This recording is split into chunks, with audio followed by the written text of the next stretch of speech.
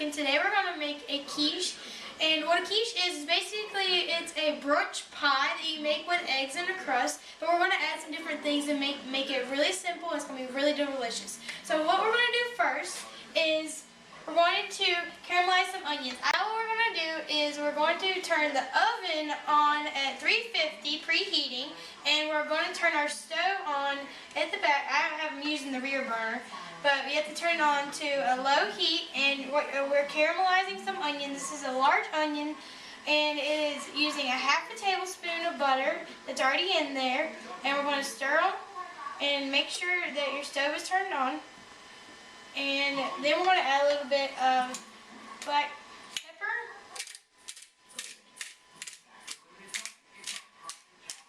just a little bit, just enough to cover them. And then we're going to add a little bit of salt, and do the same amount as the pepper. And you need to remember to continue to stir them on slow heat, so that way they don't burn, because you're only caramelizing them, which means you're going to turn them a little tinge of brown, but you're not going to burn them. So now what we're going to do is we're going to, while these are trying to heat up, we're going to come over here, and what I've done is I've already got this in a 9-inch tart pan. This is a Pillsbury pastry dough. It looks like a roll of dough that comes in this bag in a little box. It looks like this to start with, and I just rolled it out, and you'll have a little bit of extra on the edges, and you just tear that off, and make sure that if you're using a tart pan like I am, that you push the dough into the side. That way it's really pretty when it comes out. You don't have to even use this pastry dough. You can use a frozen pie crust that already comes in a pan if you would like. I'm just doing it today like this so that way it looks pretty for our presentation. Now what we're doing is I have got a frozen box of spinach, and I am already cooked it and strained it a little bit in a small colander. What we're going to do is we're going to squeeze the extra juice out, and it will turn your paper towel green, but you're just going to squeeze it out a little bit so that way you get all the moisture out of it for your quiche. And if you use another paper towel, you're going to probably need a couple more. Just make sure you get all the paper towels parts out of it before you do it. It may take several paper towels to get this done because it's really important. You need to get this dry so that way it doesn't add extra moisture and take longer to cook. Okay, now what we've done, now we need to take the paper towels off, and it's okay if it looks like a little wadded up ball. I'm just going to put it in a different bowl. I got it right here.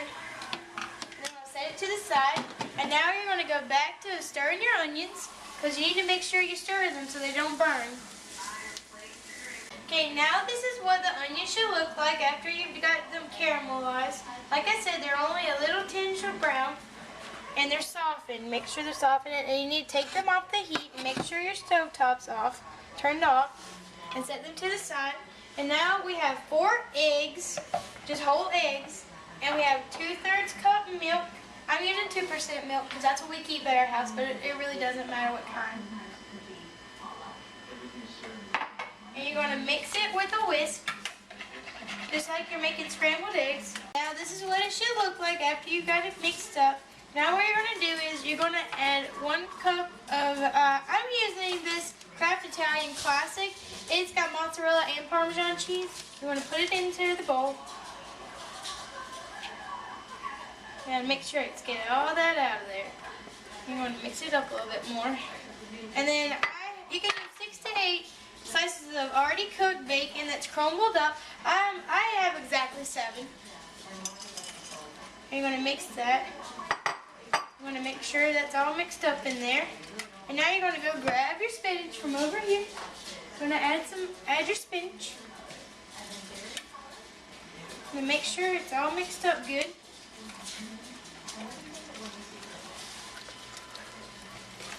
It should look something like this. And now you're going to add your onions.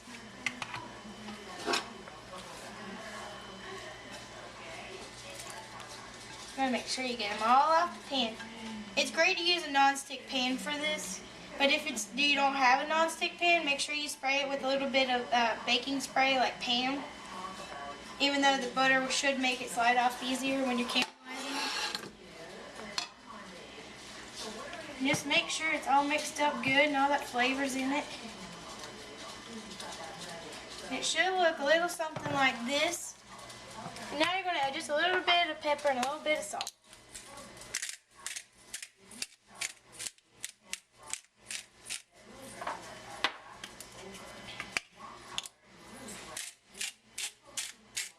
There you go. Make sure it's a little bit mixed up so the pepper and salt are distributed evenly. And now we're going to take our tart pan from over here, and we're going to sprinkle a little bit of the cheese mixture, since you're going to have some left over.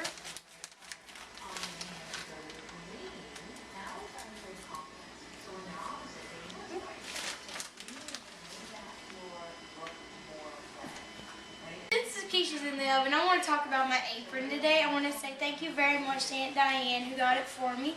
And she went on vacation recently and brought this back for me. And she also brought me some fresh bay leaves. I'll definitely be using those sometime soon in the future. And I also want to say this quiche recipe is based off my godmother Lynn Bliss's quiche Lorraine recipe. It actually has a really funny story to it, but I can't talk about it right now because we have only 10 minutes to do this video or less. But anyway, I want to say thank you to those. I want to say thank you, Aunt Diane, for getting me this apron, and thank you, Aunt Lynn, for the quiche recipe. Now we're ready for plating. We already took it out. It only took me 45 minutes to cook it, and I've already got it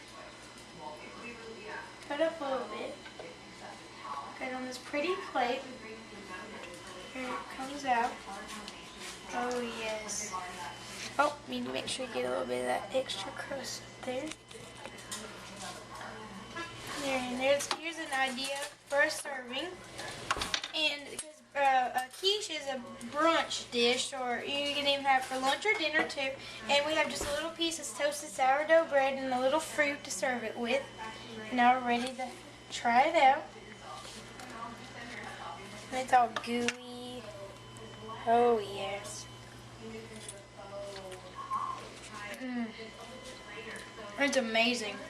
It's really good. It's really cheesy and it's gooey and warm, and oh, you can taste the bacon throughout it. And you can impress your friends by making this because it makes it so pretty. You can have a brunch party too. And I wanted to say that this is my blog. Make sure you go to hunterlovetocook.blogspot.com. We also have a Twitter now. It is twitter.com/huntercancook. And we also have a Facebook fan page. Just go to facebook.com/TheGirlCanCook. Bye guys.